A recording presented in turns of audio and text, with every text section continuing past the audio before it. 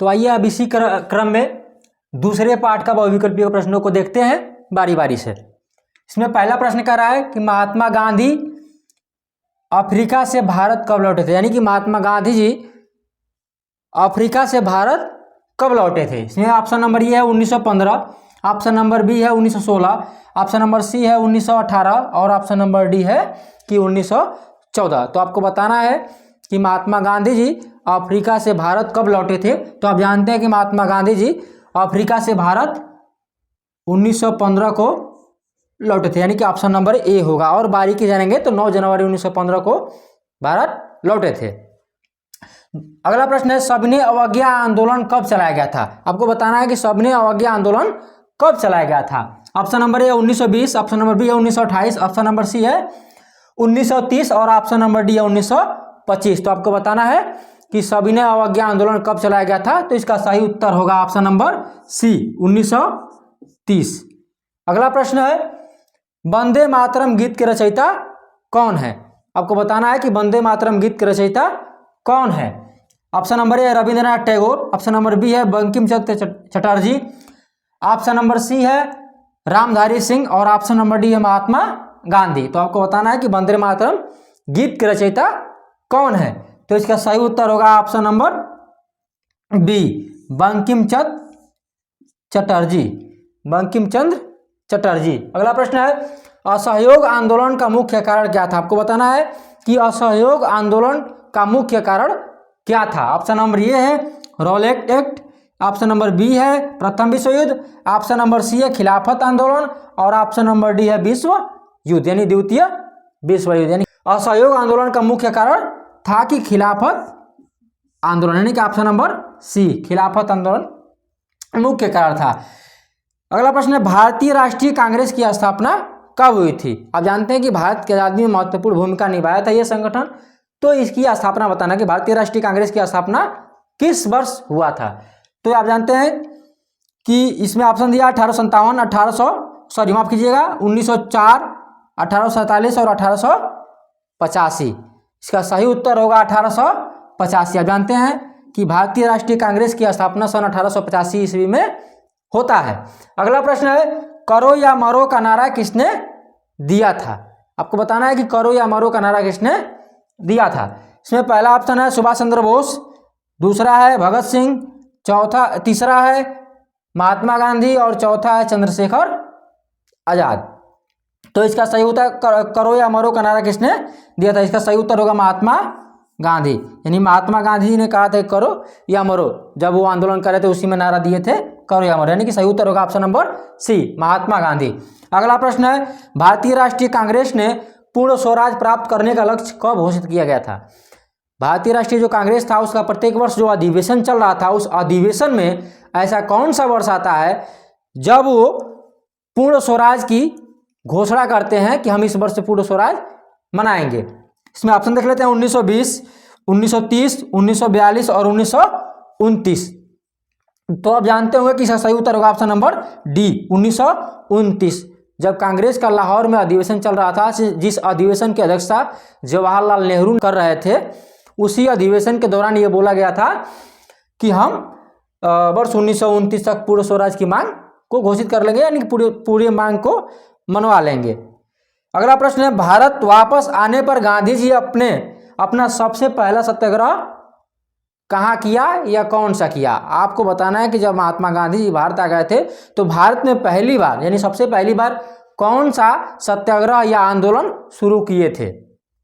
Option है चंपारण सत्याग्रह, दूसरा है बारदोली सत्याग्रह, तीसरा है खेड़ा सत्याग्रह और चौथा है अहमदाबाद सत्याग्रह। आपको बताना है कि कौन सा उत्तर सही होगा। तो महात्मा गांधी जब भारत आए थे तो उनका पहला सत्याग्रह बिहार के चंपारण पड़ता है, इसका नाम पड़ा चंपारण सत्याग्रह, यानी सही उत्तर होगा ऑप्शन नंबर ए चंपारण सत्याग्रह।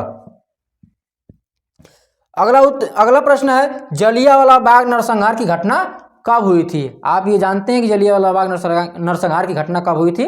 तो आपको उत्तर बताना है कि जलियांवाला बाग नरसंहार की घटना कब हुई थी। आइए ऑप्शन देख लेते हैं। कह रहा है कि option number A 8 April 1919, option number B है 10 अप्रैल 1919, ऑप्शन नंबर सी है 13 अप्रैल 1919 और ऑप्शन नंबर सी है 25 अप्रैल 19। आपको सही उत्तर टिक करना है, क्योंकि इसमें सब अप्रैल है, सब एक जैसे होगा, तो आपको एग्जैक्ट इसमें तारीख भी याद रखना होगा। तो तारीख है 13 अप्रैल 1919, यानी कि जलियांवाला जो बाग नरसंहार हुआ था वो 13 अप्रैल 1919 के दिन हुआ था।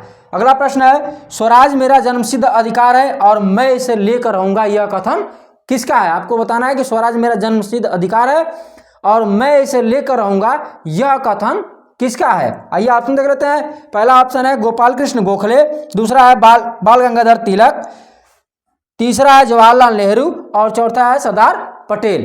तो इसका सही उत्तर होगा ऑप्शन नंबर बी, यानी बाल गंगाधर तिलक ने यह नारा दिया था कि स्वराज मेरा जन्मसिद्ध अधिकार है और मैं इसे लेकर रहूंगा।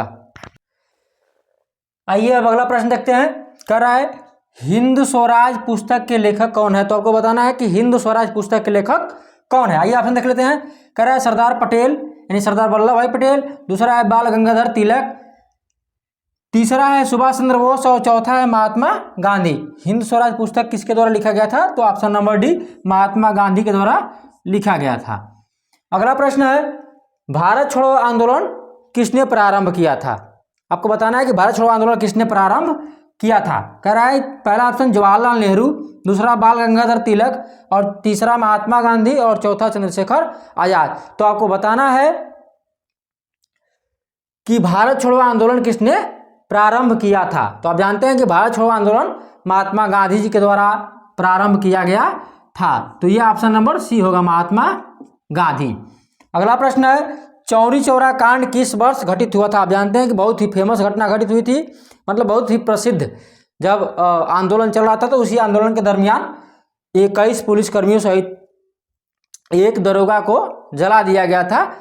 तो वही घटना है। घटना बताना है कि चौरी चौरा कांड किस वर्ष घटित हुआ था। तो आप जानते हैं कि चौरी चौरा कांड कब घटित हुआ था। आइए ऑप्शन देख लेते हैं। 1922, 1921 और 1925 और 1920।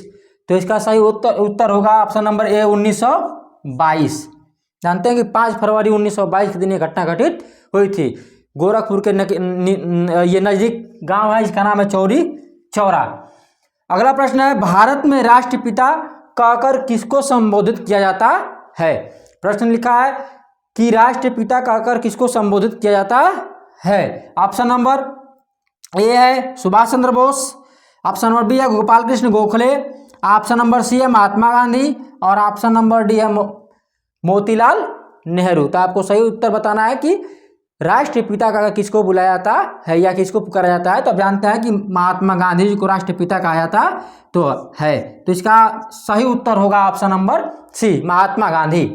अगला प्रश्न है कि साइमन कमीशन का विरोध करते हुए निम्न में से कौन पुलिस की लाठियों के प्रहार से शहीद हो गए थे?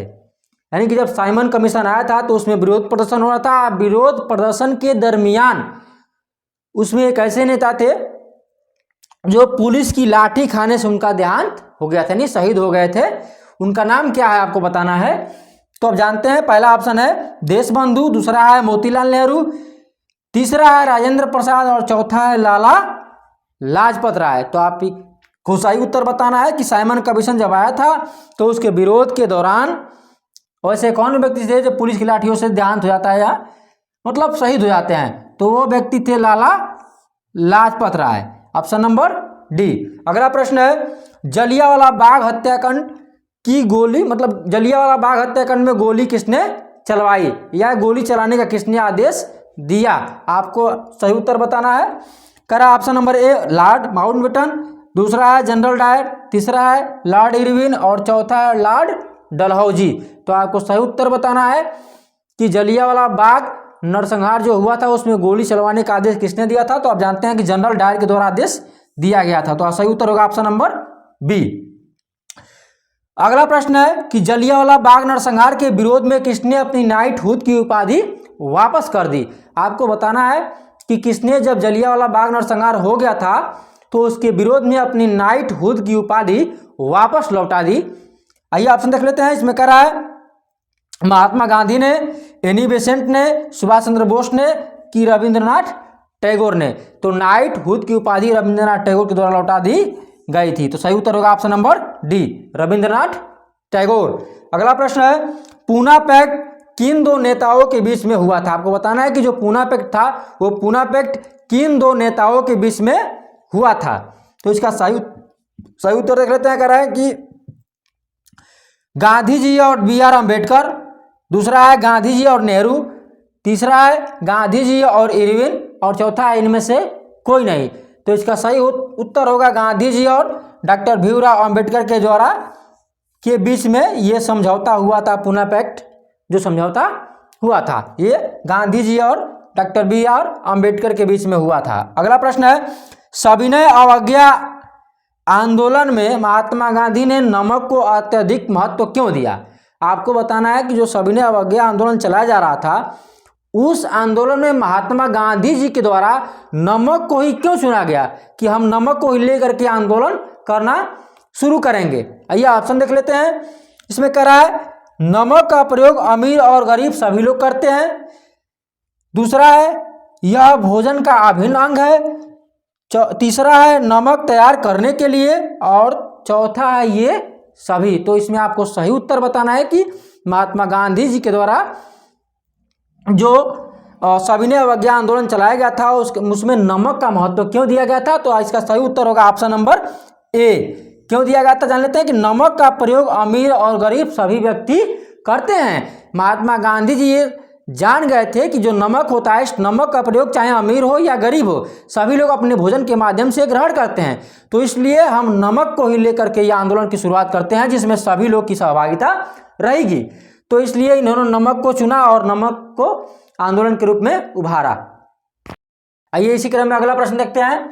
इसमें कह रहा है महात्मा गांधी ने असहयोग आंदोलन कब प्रारंभ किए थे, यानी महात्मा गांधी जी ने असहयोग आंदोलन किस वर्ष चलाए थे, यह आपको उत्तर में टिक करना है।